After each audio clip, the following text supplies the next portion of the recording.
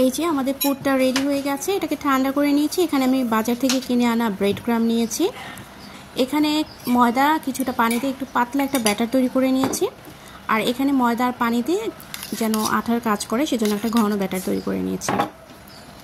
আগে থেকে আমি ভেজিটেবল রোলের শিটগুলো বানিয়ে রেখেছিলাম। এগুলো আমার 2 দিন আগের বানানো, আমি ফ্রিজে রেখেছিলাম। এখন একটা একটা করে শিট নিয়ে রোল বানিয়ে নিচ্ছি। এখন আর বলে বোঝানোর কিছুই নেই, এখন ভিডিওটা দেখেই বুঝে নিতে হবে কিভাবে রোলটা ভাঁজ দিয়ে নিতে হয়।